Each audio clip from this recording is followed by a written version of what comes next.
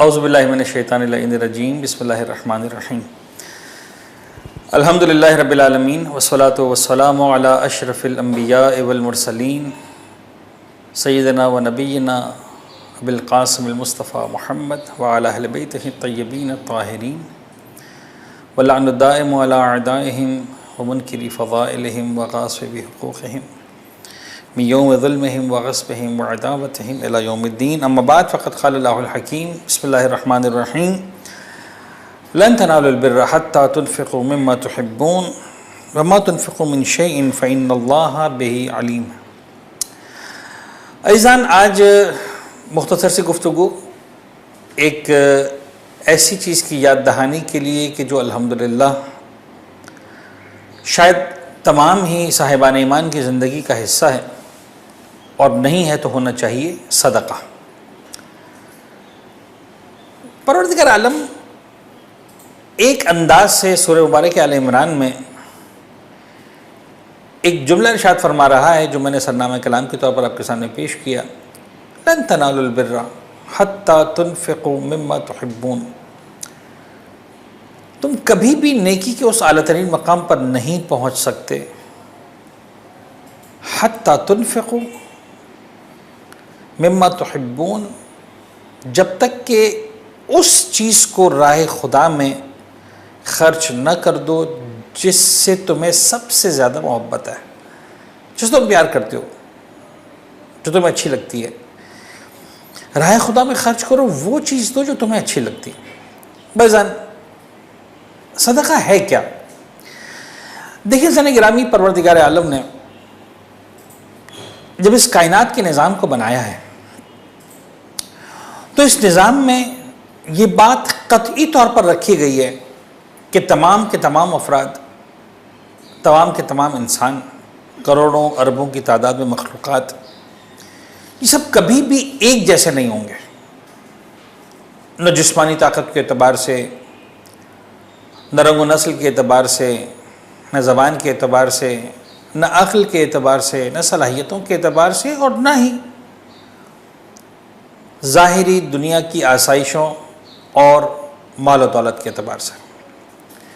परवरदिगार आलम इंसान को इंसान देखना चाहता है, इंसान को इंसान बनाना चाहता है, और खुदावंद मुताल चाहता है कि इंसान अपने इख्तियार से इंसान बने।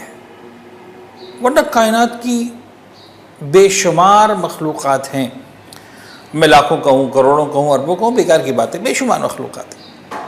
वो बेशुमार मखलूक़ात, अजीम से अजीम मखलूक़ जो हमारी निगाहों के सामने नज़र आती है, मसलन सूरज, इतना बड़ा सूरज है लेकिन अपनी मर्ज़ी से न कभी आगे न पीछे, न दाएं न बाएं, जैसा खुदा ने बनाया है, जो सिस्टम बनाया है उसके एतबार से चल लो। छोटी से छोटी मखलूक़, वो हशरात, वो जरासीम जो हत्ता में नज़र भी नहीं आते ज़ाहिरी आँख से, अपने एतबार से अपना काम कर रहे हैं, अपनी मखलूक़ात हैं, उसी एतबार से उनकी ज़िंदगी गुजरती है। वाहिद इंसान है जिसे परवरदिगार आलम ने इन्ना हदैनाहु सबील इम्मा शाकिरा व इम्मा कफूरा कहकर इख्तियार दिया। इस इख्तियार के अंदर अज़ीज़ गिरामी याद रखें, परवरदिगार आलम, हम चूँकि सदक़े के हवाले से बात करना चाह रहे हैं बतौर ख़ास, इन्फाक के हवाले से बात करना चाह रहे हैं बतौर ख़ास, निज़ाम परवरदिगार ये है कि इंसान जब अपने लिए कमाता है, इस दुनिया में साहिब दौलत बनता है, साहिब माल बनता है, तो यूँ समझ लीजिए कि निज़ाम खुदा ये है कि वो सारा का सारा माल उसका नहीं है। परवरदिगार आलम ने उस माल में दूसरों का हिस्सा रखा है। आज के इंसान के बहुत सारे मसाइल में से एक मसला, बहुत सारी दुआओं में से एक दुआ, मैं नहीं समझता हूँ कि दुनिया में कोई भी इंसान ऐसा हो जिसको कहा जाए कि तुम रब्बुल इज़्ज़त की बारगाह में दुआ करो, और ख़ास तौर पर अगर उसको इत्मीनान और यकीन दिला दिया जाए कि तुम्हारी दुआ कबूल होने वाली है, तो कोई एक इंसान भी ऐसा हो जो अपने लिए माल की दुआ ना करे। शब क़द्र में हम अमल करते हैं, दुआ करवाने वाला ज़ाकिर है, आलिम है, कोई भी है, एक वक्त आता कहता है अपनी हाजत खुदा की बारगाह में पेश करें। कौन इंसान है जो कहता है कि मैं सारी दुआएं मांगता हूँ, माल की दुआ नहीं मांगता? मासूम से आकर पूछें, खुदा से आकर पूछें, जवाब मिलता है कि बाबा अगर माल चाहिए तो माल हासिल करने का जो सबसे अहम तरीका है वो यही कि राय खुदा में इन्फाक करो। कितना करो?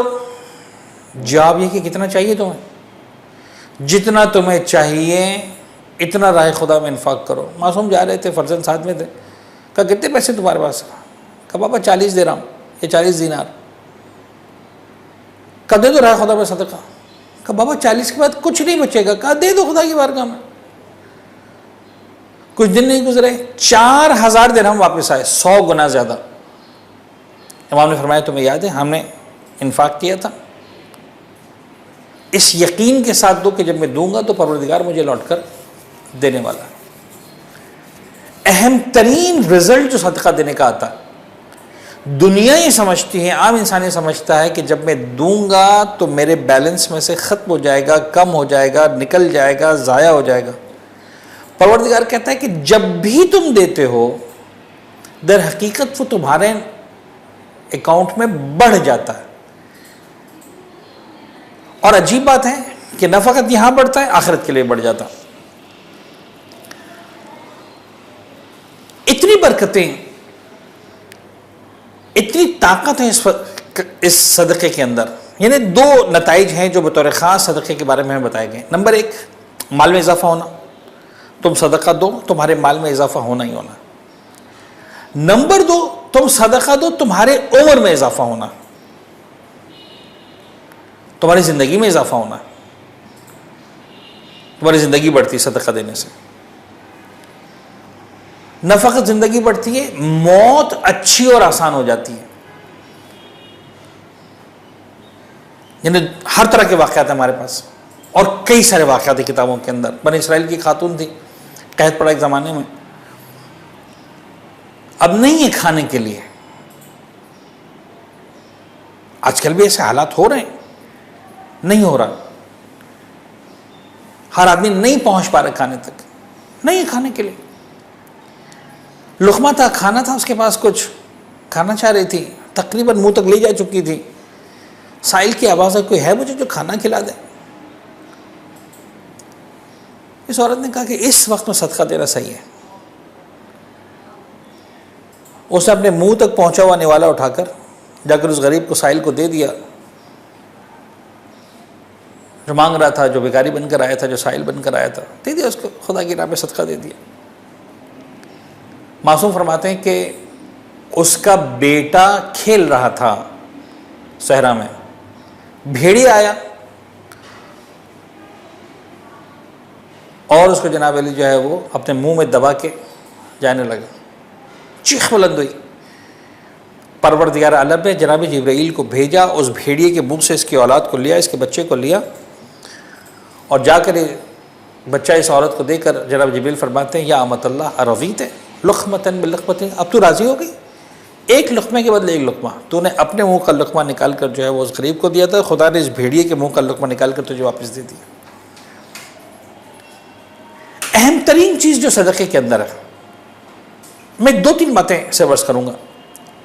सबसे पहली बात जो सदक़े के अंदर, कोशिश ये करें कि सदका देते वक्त, नेकी करते वक्त सामने वाले की इज्जत नफ्स मजरूह ना हो। इस तरह से उसको दिया जाए कि उसकी रिस्पेक्ट हो। हमारे चौथे इमाम सरकार जब कोई गरीब आता था उसके हाथों पर पहले बोसा देते थे, उसके बाद कुछ उसके हाथ पर रखते थे। किसी ने पूछा मौला ऐसा क्यों अमल करते हैं? फरमाया इसलिए कि ये मेरा माल खुदा की बारगाह तक पहुंचाता है। सदका गरीब के हाथ तक पहुंचने से पहले परवरदिगार तक पहुंचता है। दूसरी बात, कभी भी सदका देने के बाद उसको याद ना रखें, बेईमाना, कि लेने वाले की इज्जत पर कभी बात ना करें, जताएं मत। कुरान मजीद खुल्लम खुल्ला कह रहा कि तुम जो सदका देते हो और उसके बाद जनाब अली जब तुम सुनाते हो, एहसान जताते हो, तुम्हारा सदका ज़ाया हो जाता है।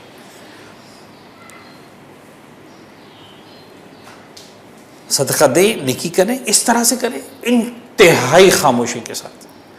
दाएं हाथ से दें, बाएं हाथ को पता ना चले। और सबसे बेहतरीन सदका वो है जो अपनी हाजत के वक्त दिया जाए।